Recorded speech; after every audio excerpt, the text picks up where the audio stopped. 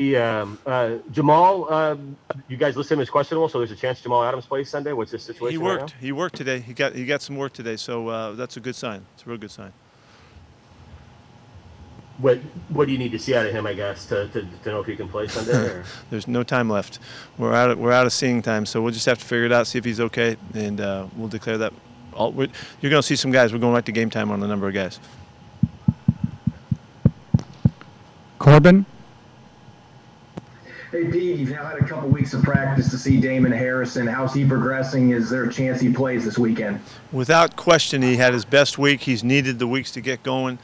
This was the best he's looked, and he was really moving around well, so he's working to get himself back in there. Tim? So... Hopefully I'll be connected. Hey, Pete, with Shaquille... Did he clear concussion protocol and it's the hamstring that's keeping him out this week, or is he still in the protocol? I don't know the answer to that question because I've considered that it's going to be a long shot with the hammy. I don't know the answer to that. Sorry. So is the hamstrings a longer term concern? No, not necessarily, but it was not for this week though. It looks like he couldn't make it back because of that. He couldn't practice during the week at all. I'll get the clearance whether the protocol kept him out too. I don't know that answer. Curtis. Yeah, Pete, how did your running backs make it through the week? You had Chris Carson listed as questionable here. How is he looking for you, and where's he kind of at in this, in addition to all the other guys? Yeah, we're going all the way to game time on all three guys, and to see what happens then. We did not practice them this week, and that was just to give them every single day to have a chance to get back. So we'll see them on the field on Sunday. Jen? Coach, you said this week is going to be a big week for Stefan Sullivan. Why was that the case, and what did you end up seeing from him? Just that he's getting really close to being able to be out there. He's remarkably picked up a bunch of stuff in his rush technique and style, and he's done some really good stuff. So we'll see what happens with that. There's a lot depending on who's up and who's down. There's a lot going on this week. Joe?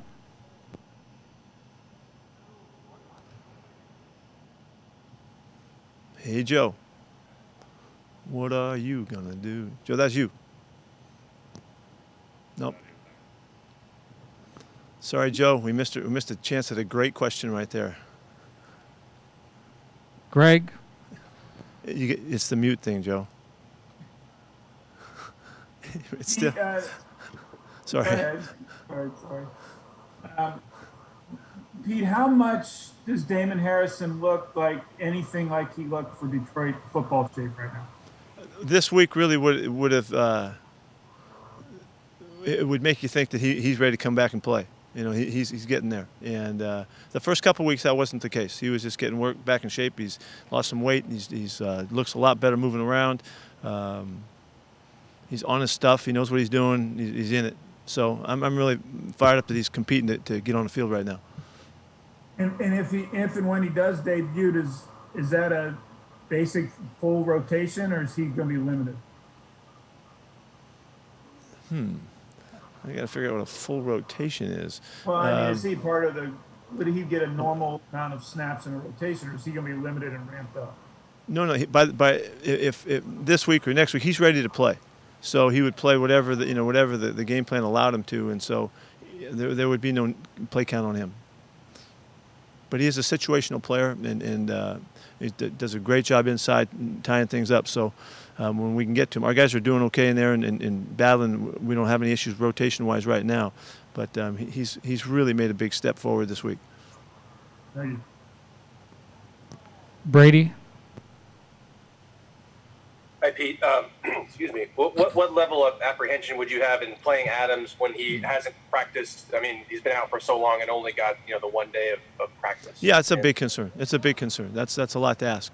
He's worked out great, in his conditioning work and all that. The fact that he had to miss a couple days here really kind of threw a wrench in the works for a smooth comeback. So we'll have to see what happens on game time. And just to clarify, the groin injury, did that have anything to do with like a sports hernia, or was that No. more of a traditional? No, it was not way up there. It was much more so in his leg. Got it. Thank you. Chris, It's a really Coach, scientific description of the injury. It's in his leg. Coach, the Niners are banged up like you guys are, but they played well in the last couple of weeks. I read that they got back to their identity. I don't know if that's the case. Maybe they just executed better in the last 2 weeks. What did you see there? They have played really well. They've looked really sharp.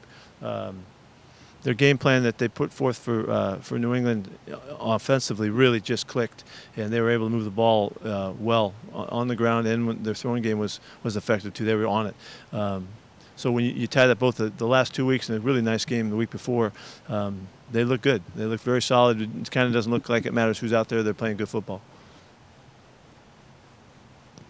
Ben,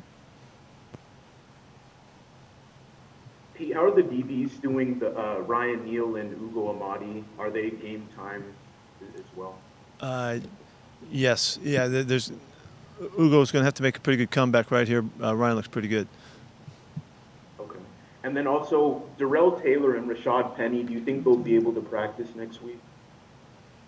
I don't have that information yet. It doesn't look like it's coming up next week. They're still working really hard, and they're, if you watch them work out, you'd think that they're really close, and so which is what I'm thinking. We haven't talked about next week yet. Thank you. Michael Sean, Hey, Pete, what happened to Benson? He had an ankle that was sore coming out of the game, and so we just had to take really easy on him this week. Was he able to practice today? No, I didn't. No, he wasn't. No, unless I missed it, he wasn't there. And how did you feel about the snaps Linden played on Sunday night? Not much to go on, but he's done a nice job. He's been really competitive through camp against the top guys. He's ready to play football. Thanks.